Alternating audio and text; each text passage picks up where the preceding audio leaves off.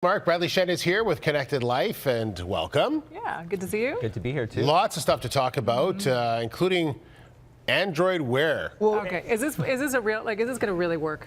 Well, this is the thing. Wearables were really hot at CES. Everybody's talking about the fact that we have smartwatches. And what happened was the Pebble was the runaway hit. Again, a crowdfunding campaign that just was a runaway hit that created a whole new market.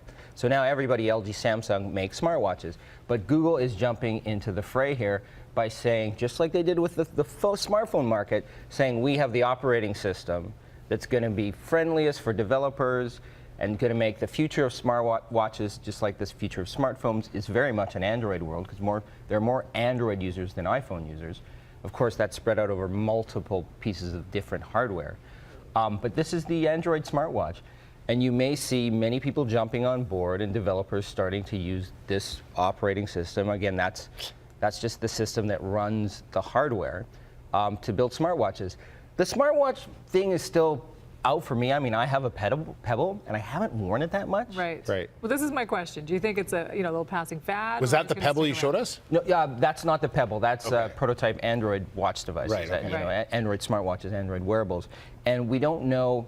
I mean, I know many people that use them, but it's ancillary information. It's ambient information. It's like, here's an email coming in, here's a text message, here's the weather, here's the news, here's where I need to go to next in the distance. I mean, that makes sense, but perhaps we've left a watch culture already.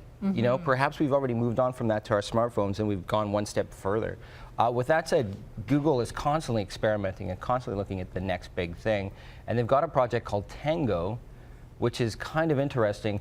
And recently it got a news hit because NASA's interested in using it as a brain for one of their robots. And what Project Tango is, in a nutshell, is it's a smartphone prototype that does all the smartphone stuff. Yet this smartphone is aware of 3D space, very much like early robots were. Like, remember the Aibo robot, Sony dog? Yes. Like, it was a lot of calculations required to understand where it was and where it could move to, right? Relevant to the user. So what's the difference? I'm confused here, because don't robots do this all the time already? They do all the time, but what's really interesting is when you think about your phone, right? It's not necessarily aware of all that space. And every time you build every time some company, X, Y, or Z company, builds a new robot, they have to take all that into consideration, right? So here's the point.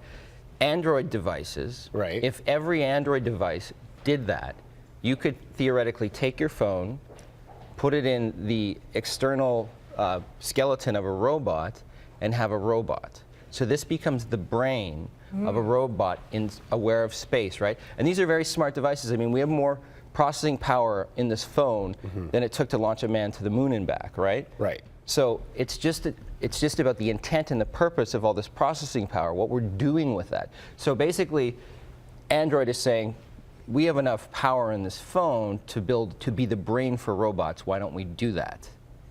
So it's a little out there, right? Well, I don't understand what's the point of it. Like, so you don't want your own robot? No, I mean, I want my phone so someone calls me, I can answer it.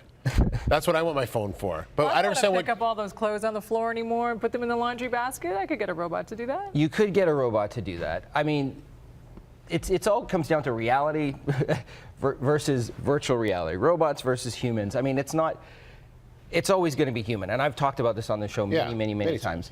That ultimately it's the physical world, but these are tools that help and enhance our lives, supposedly. Last but not least, Oculus Rift is a virtual reality company that has built a headset that's very much a throwback to what we saw in the 90s with people wearing these headsets.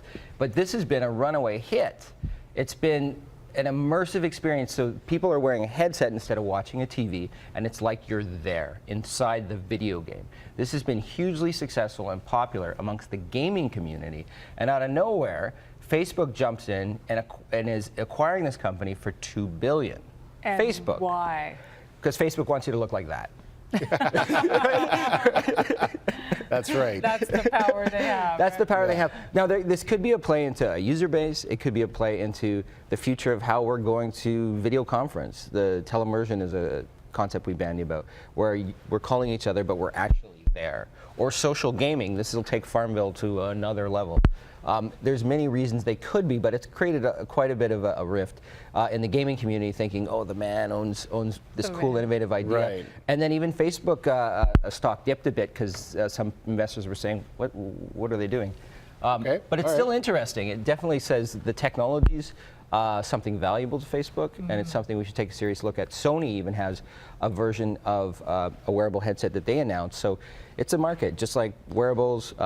Virtual reality is perhaps the next step. Yeah. Right. It really feels like we're on the edge of something. Or Right? we may be on the edge of something. Again, it was interesting because in the 90s, I remember people having problems. Like there were people that were prototyping virtual reality really early on, and there's a natural equilibrium we have within our balance of our ear canals and that let us know where the plane is. Right. And what was happening were these people who were experimenting with virtual reality were losing the natural balance of that plane and seriously like walking straight into walls. Yeah. Because they didn't know where they were in space. So again, it brings up that debate of like how much technology is too much. All right. You know, and how much do we have to connect to Well, we go will to have the real to world. continue this conversation Absolutely. again. Yeah, go to bradleyshend.com and send an email to Bradley. He'll talk to all day long. Don't walk in any walls. Thank you, Bradley. Let's You're go to welcome. Caitlin now, who's got an update on the roads.